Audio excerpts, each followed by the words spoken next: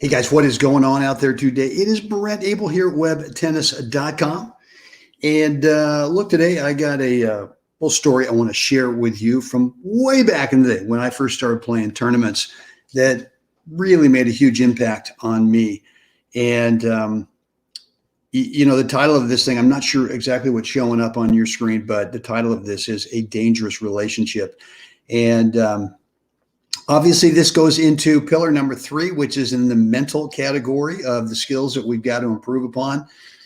But guys, look, before we get into that, a couple things. Number one, if I've got some free courses for you. I've got 2 or 3 free courses for you in the new members area. Just go over to webtennis.com and drop in a first name and email address, and you'll get access to how to create your own membership credentials over there. All you got to do is just drop in an email there and a password. You'll be all set. Guys, look, if you're into improving your game, this is just not pure entertainment for you. If you're actually into becoming a better player, could be technique, could be tactics, could be mental, as we're going to talk about today, could be physical, right? Specific fitness for tennis. Then go ahead and hit that subscribe button if you're over at YouTube so you get notified every time I upload a new video, or like today, right? A new episode of Live 7 Around 7. And look, if you're into the mental stuff, right? You really want to kind of work on the mental part of the game, then hit the like button so that I know, man, I got to create more content, more videos for you on this topic, or this general topic on mental for you. Whether you're on Facebook or YouTube, would really appreciate that. And look, finally, guys, fitness, pillar number 4, physical. It's just part of the thing. You have to accept reality that if you want to become a better player, the first thing you got to get organized is with the fitness part, right? And that means, how do we get quicker? How do we have endurance for those long matches? How do we actually move in such a way that we actually visually lock on a tennis ball and moving tennis ball as we're also on the move as well? Right? Super, super important. So if you want some ideas of what I do for diet, what I do for fitness, for training, the supplements that I take, no matter how well we eat, I do believe we need to supplement. I do take some organic plant-based supplements that I know help me with recovery and also with reducing inflammation. Just shoot me an email. That email address is there in the screen. Brent@webtennis.com, and more than happy to share that with you. So guys, today, what I've got for you is a story that when I started playing tournaments, which was, I played one junior tournament as a kid in the 14s. I was a baseball guy, and I don't know, I just decided this one summer I'd play some tournaments, and I played 2 or 3 tournaments, and it just happened to be that I played the great American player, Eric Van Dillen, in every one of those tournaments, got beat love and love every time. And I just said, man, this tennis stuff's no fun. Forget it, going back to baseball. I didn't play another tournament until 1974, which was, I was then like 22, about to turn 20. No, what am I saying? A little bit older than that. I was 25, 26. Anyway, I was... had my math a little bit off there, but I was starting to kind of figure things out, right? And so I was playing the Berkeley Bees, right? B as in the letter B. We didn't have the NTRP thing back then, so we had A, B, C, D, and I'd kind of worked my way. I think I played a tournament in the C's and done okay, and so I was working my way up, and now I was in the B's, and so I played a couple tournaments and ho-hum, did okay, but not great. And so now I've worked my way into this tournament. I'll never forget, it's on top of a parking lot at UC Berkeley. Morning, Joe. Correct. Yeah, a lot of infield, mostly third base. Anyway, so I worked my way into the quarterfinals of this B tournament on top of a parking lot. It's at UC Berkeley, Cal. And so I'm playing the number 1 seed, Jack Barkley. Yeah, the B tournament, right? So big deal. Anyway, so the night before, I don't know how I got onto this, but it was either reading an article or a book or doing something, but I'd read this thing about Billie Jean King, and that Billie Jean had this deal where the night before a match, she would be she'd be getting ready for bed, and she would take a tennis ball and she'd just stare this tennis ball down, just stare it down. And the message to her was, this is the only thing that's important tomorrow. This is the only relationship I want to have tomorrow, is with this tennis ball, right? And so, a lot of people, well, just got to watch the ball. Okay, well, that's part of it. But the other message I got was that, number one, Brent, keep your eyes inside your court, right? So we get distracted a lot. I mean, the confines of the court are 120 feet length by 60 wide, right? 120 by 60. And it's easy to get distracted by what's going on outside your court, right? Whether it's people moving around or cars or other matches. I'd found myself in lots of matches before kind of getting distracted with things going on outside of my court that I was playing on. But the other message I got from this thing with Billie Jean was, do not look at your opponent the entire time. And so I just said, all right, well, I'm going to try this. And so I go out the next day, I play number 1 seed, Jack Barkley, and I decide I am not going to look at Jack the entire match. And so during the warm-up, right, I'm just looking at the tennis ball. I mean, obviously I can see this figure, this guy. I can see Jack in my peripheral, but I'm not looking at him in terms of having this relationship, right? I remember Joel Drucker, my good friend from the Berkeley Tennis Club and also a 7-0 world-class tennis writer.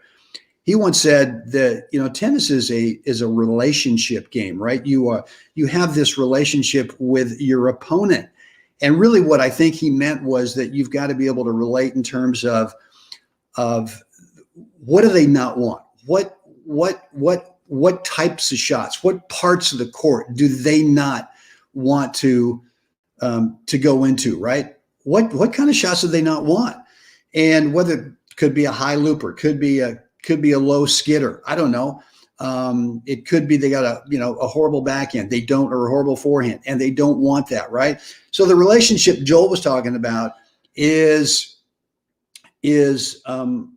figuring out who this player is, not who this personality is, but who this player is and what they don't want. And I think way too often what we do is we get caught up in that opponent's personality, or that team's, one of the team, or both players over there, into a personality.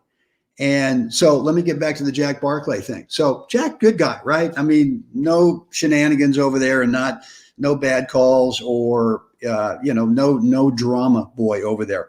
And look, we've all played against drama boys or drama girls, and we've all played against players who are kind of shaky on the calls, right? Well, for me on that day, because I did not visually look at him, and there were a couple times it was kind of funny, like after the warm-up, we kind of came up to net, and he said, all right, what do you want, M or W? And but the whole time I was looking right by him. He must have thought I had some kind of eye problem or something, right? There's some trouble where I wasn't looking directly at him. But anyway, so I just looked by him and I just said W, and I can't remember whatever I said, and I can't remember what the outcome of the spin was. But and then we go back and we start playing the match. And so I'm not looking at him during the point. I'm only watching the tennis ball. And when the point's over, I'm immediately turning around and looking at my back fence or looking at my strings, but I'm not looking at this person over there. And I disciplined myself to do that in the entire match. And I beat Jack like 3-4. I had never played that well in my entire career. Now, it's all relative, right? I'm playing in the B's. So it really, anyway, it's all relative, right? So I'm thinking to myself, and I just thought, oh, great, man, I got this thing. And the next day I go out, and of course I promptly lose, I don't know, in the semis to that guy, to that next guy. Anyway, and of course, not deploying the no look at the opponent thing, not engaging. I must have had some personality thing. I remember the guy, a good friend of mine, actually from the Berkeley Tennis Club, Jeff Jew, J-U-E, great guy. And a funky game for me at that time. Didn't give me any pace. And I got frustrated, and I started looking at him thinking, God, I should be beating this guy.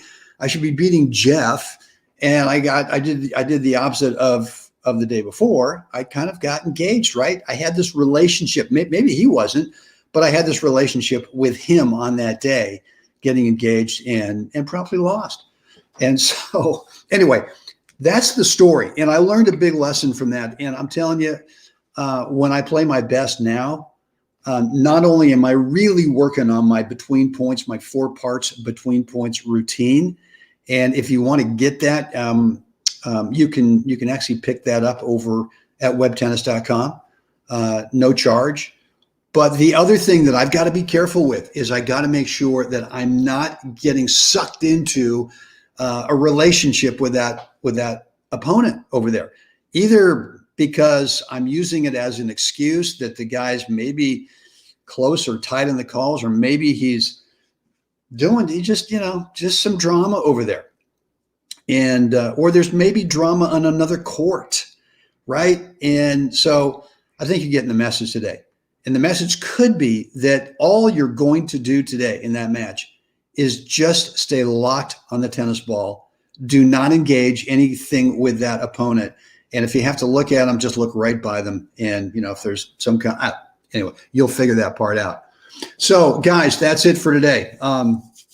Look, as always, love to read your comments, your questions, remarks in the comment section down below, whether you're on YouTube or Facebook. I promise to respond. And I do have some free courses. I think the main one over there is the Topspin second course over at webtennis.com. You can pick that up at no charge.